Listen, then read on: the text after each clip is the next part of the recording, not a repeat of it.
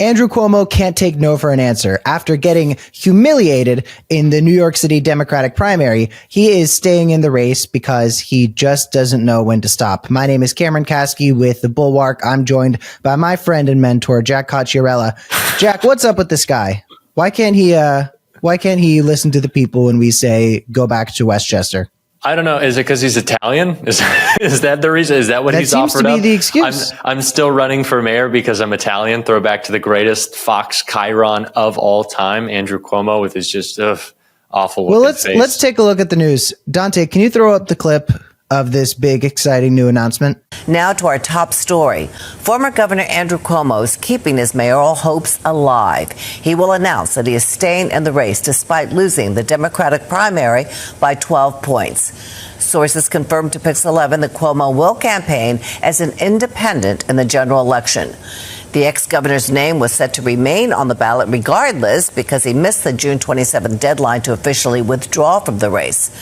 Well, this latest move complicates the crowded contest. He is reportedly going to propose that the other two independent candidates, Mayor Adams and Jim Walden, and Republican nominee Curtis Sliwa, pledge to drop out if they are not leading in the polls in September, and back whoever has the best chance to defeat Democratic nominee Zohran Mamdani. Okay, so that's not going to happen.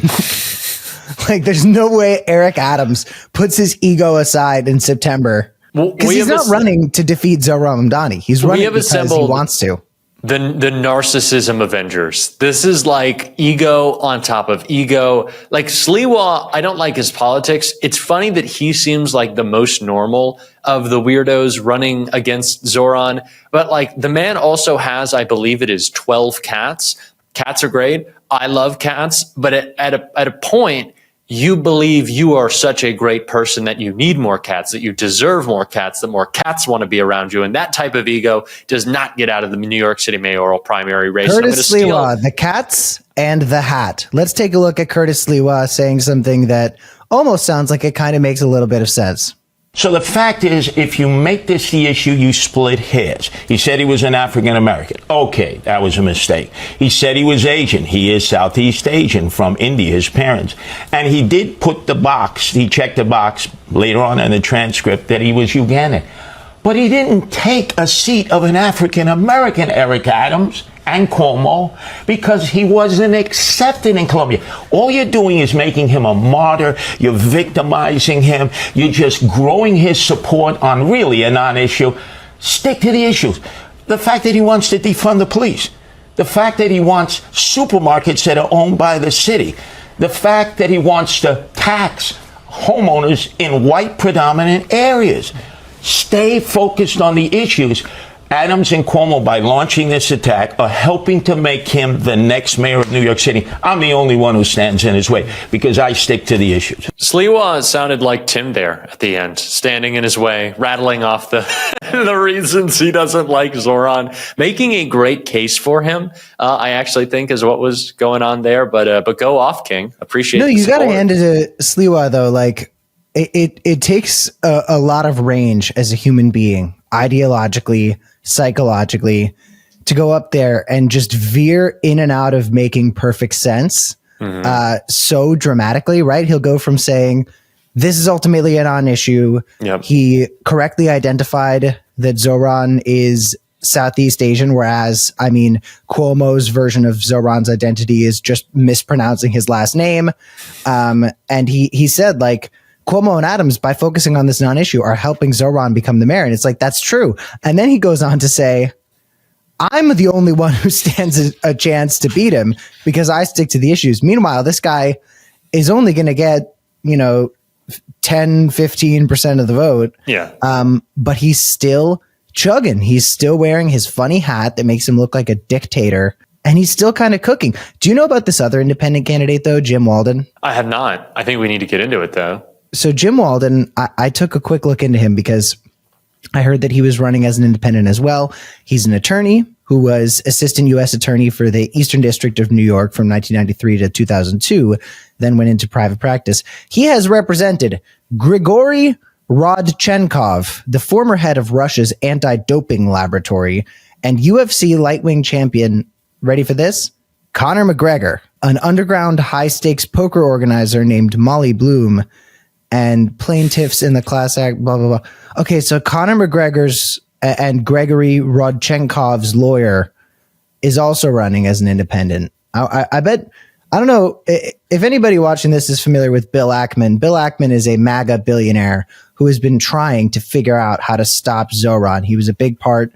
of the Cuomo effort, and he's putting out all of these feelers trying to figure out who he can get to throw up against Zoran. And I guess Jim Walden might not be it. Bill Ackman might be going back to his buddy Andrew Cuomo. But just real quick, Jack, do you think Cuomo stands any chance even if Eric Adams drops out? No, because Eric Adams isn't going to drop out. Like, I know we're leaning on the hypothetical there, but this is just simply not going to happen. And really in this time, to bring it back to Trump, of complete chaos and collapse within his administration, the MAGA billionaires and the MAGA elites and the MAGA mouthpieces have really proven themselves to be quite incompetent. Right. We came out of the 2024 election thinking that Republicans, and in some ways they were like light years ahead of us and going into the media and, building this campaign infrastructure. And oh my God, how are we ever going to be able to defeat them? Trump claimed he had this overwhelming mandate, which was never the case. And they have so quickly squandered it in the matter of a few months that they are now funding candidates in New York to steal bits of independent vote away from each other to the tune of tens of millions of dollars, all while making Zoran Mamdani, the biggest opposition to Trump right now, even more popular. Like, how do they think that they are going to be able to continue and go forward when everything that they touch has just turned to shit lately?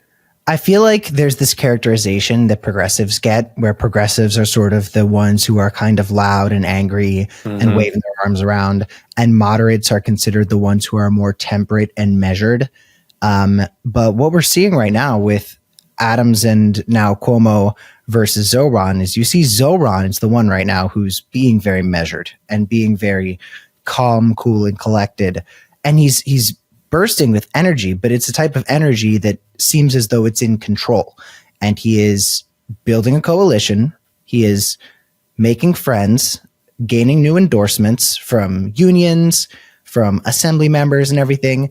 And it seems as though he is walking at a pace where he's not going to trip and fall on his face.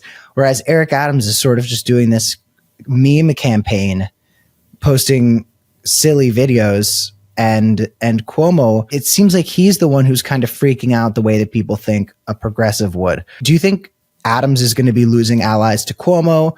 Do you think the Adams old guard, because, he does have a lot of support, do you think they're going to drive Cuomo away? Like, in the Adams versus Cuomo fight here, while they're kind of chewing at each other as Zoran continues to rise, which of the two of them do you think is going to be able to get more institutional backing? I think the question of which of the two of them will have more institutional support is less important than the question of what will happen to the institutions supporting them. Of course, there will be some Democrats who vote for either Eric Adams or Andrew Cuomo, but ultimately, we're just going to see these two men funded and supported by these same billionaires that got Donald Trump elected, have those same billionaires pull each other apart over this. We are going to see the worst political actors in America fighting over a race that ultimately doesn't matter because Cuomo's dropping out, neither is Adams, and so Zoran is just going to win. It's another opportunity for MAGA to pull itself apart in a time when they are doing so like we have never seen before. And it's not just these billionaires who fund these races. We're now seeing Tucker Carlson go to war with the billionaires. Tucker's been on a little bit of a heater lately, Cam, and I just want to steal control of the show for a second because this clip that he put out made it sound like he was about to endorse Zoran, because just take a listen to what he had to say. They're getting rewarded for it. The unfairness of it drives you crazy. And it's particularly galling in the case of Jeffrey Epstein and the whole constellation of people around Jeffrey Epstein, all of whom seem to be getting away with scams. And how do you know they're getting away with scams? I'll tell you how, because they're useless and they're rich. So how do you come to a place where some of the least impressive, most useless people who have no actual skills become billionaires? Let them cook. How's that legitimate? And by the way, if you ask this question, at least in Washington, it's like, oh, well, yeah, it sounds like you're a socialist. Sounds like socialism. Yeah, okay, I'm a socialist now. All right. Cook. I was a Qatari agent or a bigot, now I'm a socialist. All right. Leaving aside my committed socialism, can you answer the question? How did Bill Ackman get $9 billion? Bill Ackman, a pretty impressive guy. I know Bill Ackman. No. Bill Ackman's like well-connected and super aggressive. That's it. And I think, well-connected, super aggressive people deserve a fair living like everybody else. But if you're accruing $9 million just because you're willing to do anything, I don't know why we have to pretend that's good. Oh my God. Did Tucker just cook? Did Tucker The just craziest cook? thing is that you could say stuff like that about billionaires as a member of the Democratic Party. And then they tried to run opposition against you in your mayoral campaign. Like, seriously. Zoran says that I don't think that we need a system that creates the level of wealth and income inequality in this country that we see plaguing it, that allows Donald Trump to fund a political campaign based solely off huge donations from the richest people in the history of the world. So he then only serves them by putting them in his cabinet, making sure they get the biggest tax cuts. Well, you get kicked off SNAP in your health care.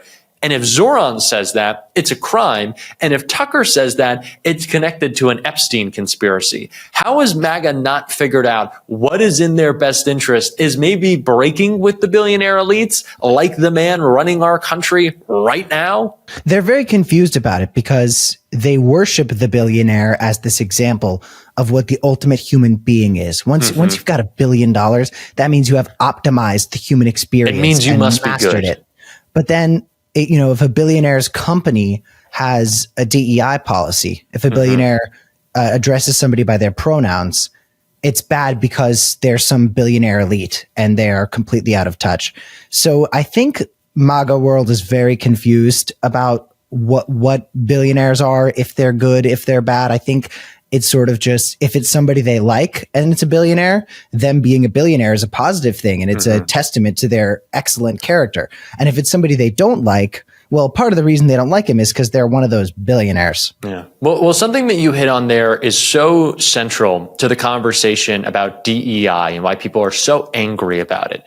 And it's because it's become a corporate thing rather than, the woke movement before the word was co-opted by the right. It was about, people of color getting their rightful at-bats that they were deprived because they were black. Right. It wasn't this mass campaign to make sure it wasn't safe to fly because Charlie Kirk's afraid of a black woman being his pilot. But what we see in the corporate side of woke are billionaires who read the current moment and said, oh, I guess this is what I have to do to exploit whatever the current fad is in their perception of things to make sure I can continue to extract as much money as possible out of the world. No one was doing it in corporate America because they actually believed in making sure that we rectify the broken country that we have. They were doing it because they wanted more money. It's the reason they've been so quick to move on when Trump attacks them or calls a law firm and says he's going to revoke all of their ability to conduct business, their background, their security clearances. That's what this is ultimately about. And so it's so funny that they don't realize that the billionaires who are actually backing them are doing it because they couldn't care less about them. They just think that they read the current moment correctly. They clearly did not. And everybody who's watching this, in case you didn't know, it is quite possible that the leader of Donald Trump's war against diversity, equity, and inclusion is Andrew Cuomo's friend and backer, Mr. Bill Ackman. Tucker doesn't like him. We don't like him. New York doesn't like him. Look up Bill Ackman and go figure out whose money is behind MAGA, Cuomo, and other things that we don't necessarily say belong in New York City. Jack, thanks so much for joining today. Everybody in New York, go vote your values. We'll see you soon.